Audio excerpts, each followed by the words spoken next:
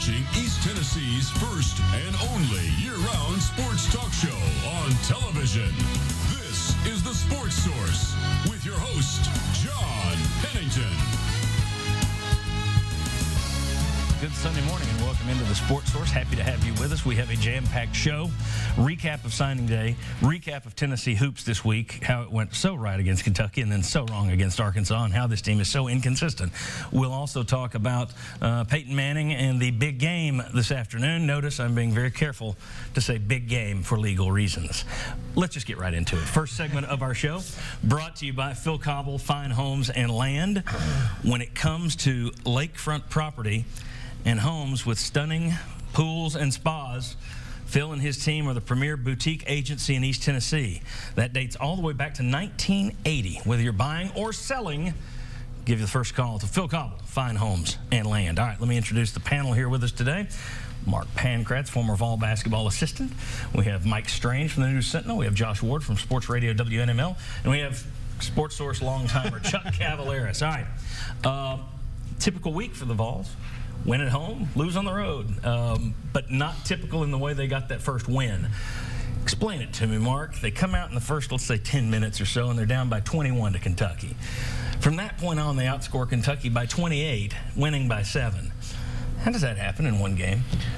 Well, really what we did is we didn't just keep settling for threes. You know, we got to the free throw line, I think, 37 times. And although we were behind, we didn't just start jacking up threes. We kept attacking the rim, and really we got Poythress in foul trouble, got some of their bigs in foul trouble, and were able to guard Jamal Murray, which allowed us to stay within it. And all of a sudden, when our shots start coming around, Kentucky didn't know how to respond, and we were able to prevail, which it was a great win. That was the environment of old in that arena on Tuesday night. The fans did an incredible job, but it was a fun game. It's this team is hard to figure out. It's hard, other than make shots, you win, and that's what this team does. Yeah, when they make shots, they win. If not, it's all she wrote.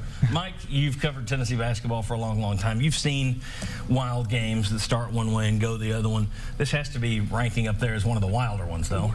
Anybody I've talked to, we've tried to think, has Tennessee ever come back from 21 points and won a game? And nobody can say that they have. I think 16, 17, a couple of games you could document, but not only coming back from 21 to win, but you do it against Kentucky, and you do it in a year where, you're not really that good. So Tennessee fans, it's been a roller coaster ride. I say this year, just enjoy the nights like that and grin and bear it on the other ones.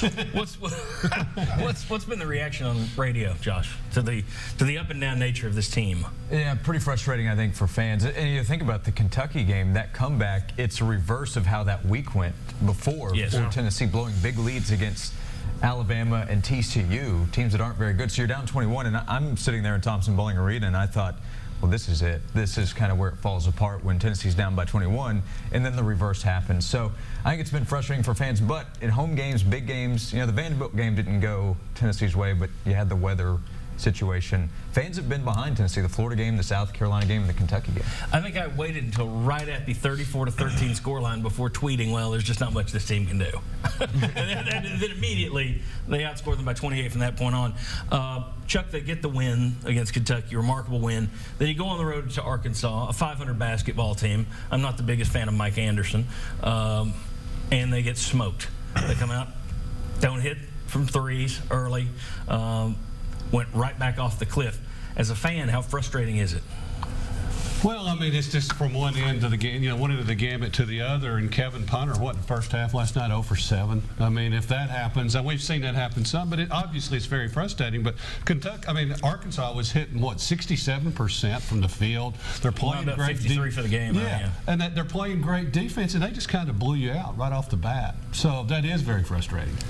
And I think that the inconsistency is that as a coach, that's the most frustrating thing as a coach, because you can't coach inconsistency. If I can count on Mostella to give me 20 points in one game and then 7 here, or Hubbs, what he was doing first half and now a no-show or 2 points a game, that's frustrating as a coach because you don't know what lineups to put out there. Well, and Rick Barnes, it's a good lead in. You're getting better and better at this TV thing. Make you the producer of this show, too. Rick Barnes came out after the game and said, Mostella, Balkman, Hubbs. Need more from those guys. Called them out. Any issues with him calling out those 3 players specifically? I didn't. There's some people that have already been upset a little this year that we've talked about it before, that feel he's a little too hard on these guys, points too much of a finger at his players. Do you have a problem with him saying what he said last night? I did not. No, because he was praising them after Kentucky after they scored 20 points. Yeah. You know, and it's fact. I mean, we need other guys besides Punter to step up. Punter's going to have moments where he's not going to score. And last night, first and foremost, defensively didn't hold up their end of the bargain. I don't care if you're missing shots, but don't let them get up by 20. Keep them within a 10-year, so that way when you do start making threes, you're able to come back. And other guys just haven't stepped up and done that.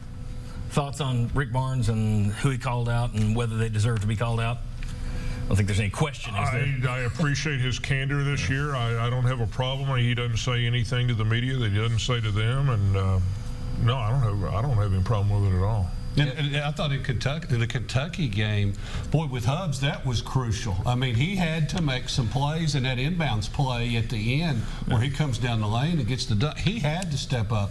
And look what Amani Moore did, too. He had a career game against Kentucky. Mostella is trying to step up and play better defense. As a player, you know, I think you should want him to call us out. You know, let's either rise to the occasion or, you know, we're doing what he says we're doing. We're not stepping up. Mark, one thing where, you know, maybe you could see a bit more consistency. Some nights your shots are going to fall, sometimes they're not. Defense. You could expect to see a little bit more consistency from these guys on defense than you've seen. Part of that, as we've discussed in previous shows, if you're not hitting your shots, you tend to lax up on defense a little bit. But still, I'm sure Rick Barnes, if he could, get one of those things. You know you're not going to get the offense to be consistent at this point. But in terms of that defensive effort.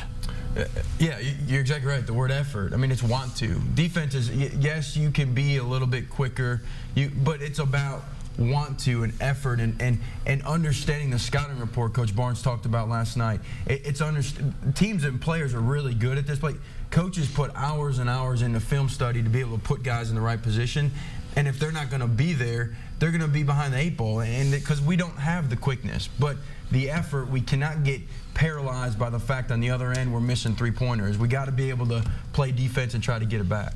As a coach, you've been through this when you were an assistant at UT under Bruce Pearl and Gonzo Martin. There were stretches where you had some inconsistencies. How frustrating is it as a coach to not know what you're going to get on a given evening? Oh, it is incredibly frustrating because you don't know what you can count on. You know, I mean, you can draw up a great play, but if a guy that's shown you, 9 times out of 10 he can make the shot, but then he misses in the big moments, it's kind of you throw your hands up, you don't know what to do. At one point as a coach, do you get so frustrated though that it's like, well, like you say, you throw up your hands.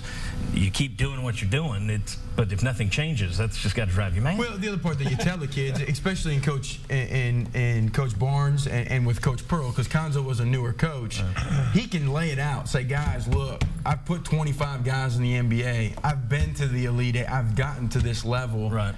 The recipe works. You're either going to do it or you're not, and that's where the recruiting side of it comes in. And you see some of the guys that they might be juniors, they might be seniors, or they're freshmen that are willing to do what coaches ask. They're the guys that are going to be playing. Right. All right, guys.